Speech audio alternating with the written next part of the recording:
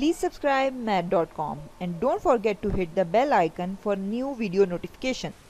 Hello everyone. Our today's topic is power set. In our previous lecture we have seen what is subset, how to find the subset of the sets given, and what is the Venn diagram representation of the subset. So today we are going to learn the power set. If you understand that concept of subset, then it will become easier for you to understand the power set as well. So the definition of power set is: power set of a set S is the set of all subsets of set S, including the empty set and the set itself. So this is the definition. You can understand it better with the help of the example, so we will discuss it later. So currently let's see how it is denoted. It is denoted by P of A, where P represents the power set and A is the set of which power set you are going to find. So it could be any, it could be B, C, it depends what set is given. So whenever you are going to find the power set of any set, then you have to write P of that set. So P represents the power set. Now another important term related to the power set is the cardinality. So cardinality of the power set. Now what is the cardinality of the power set? It's basically the number of elements in the power set. For example, if you have a set 1, 2, 3 and 4. So this is a set and you will be asked to find the cardinality of the power set. Now P of A, without finding the power set of the given set, we can find the cardinality of the power set by using a formula. So the formula is 2 raised to power n. So the formula is 2 raised to power n, where n is the number of elements in the given set. As the number of elements in this set is 4, this is 4, so it means n is equals to 4, where n is the number of elements in the given set.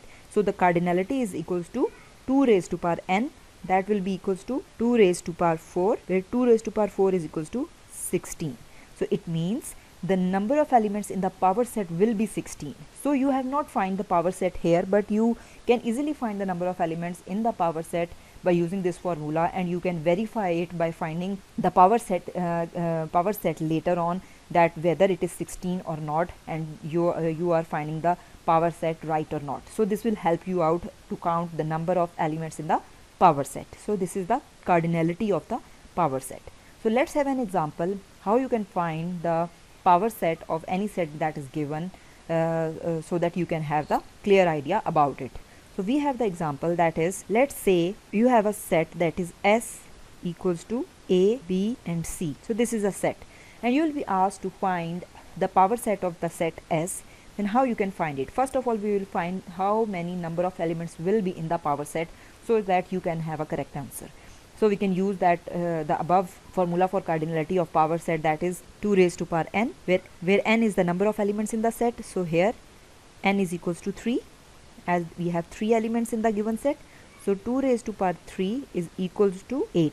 It means power set will have 8 elements in the in it. So let's find the power set of the given set, that is P of S, as it is denoted by P and S is the given set.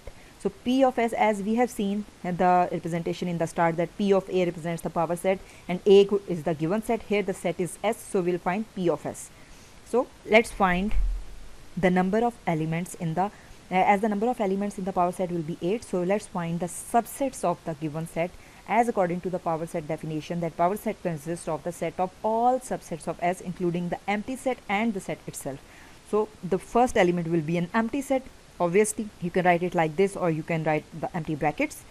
Another will be the one element A, then the second element B, then the third element C, then the combination of first two elements A and B, as all these are the subsets of the given set S.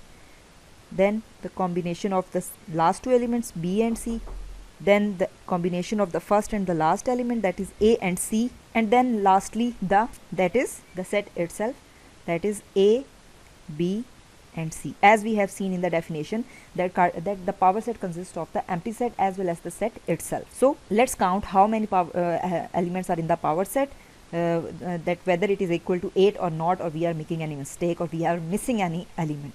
So this is 1, 2, 3, 4, 5, 6, 7 and 8. So we have 8 elements in the power set, and it is verified here that we have the 8 elements in the power set. So this is how you can find the power set of any set given. You have to consider all the combinations, whether a combination of 1, then 2 or 3, and the empty set and the whole given set itself as well. So this is how you can find the power set of a set. Now one more thing that is important here, that what if you are given with a set that is empty. So if you have an empty set, how to find the power set of that set? Let's see. So if I say I have an example number 2 in which you have to find the power set of a set, let's say it is a set B and it's empty. So first of all, what we have to do, we have to find the cardinality of this set.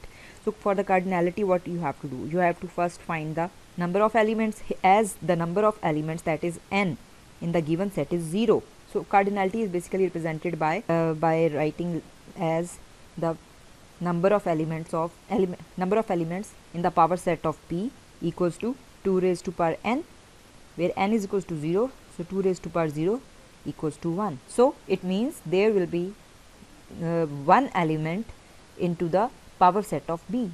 So power set of B will be equals to what? It will be equal to an empty set, like you can write it as like this, or you can also say write it like phi. So this is the power set of an empty set. So this is an exceptional case that I think that should be discussed here for your ease. So that's all from today's lecture. You just need to find the power set of the given set by finding all the possible subsets of that set by making the combinations of 1, 2 and 3, and that must include the empty set as well as the set itself. And you can verify it by finding the cardinality of the set, that whether you have found the elements in the power of the set are equal to the number of the cardinality or not. Then it will be easier for you to confirm that the number of elements in the power set are right.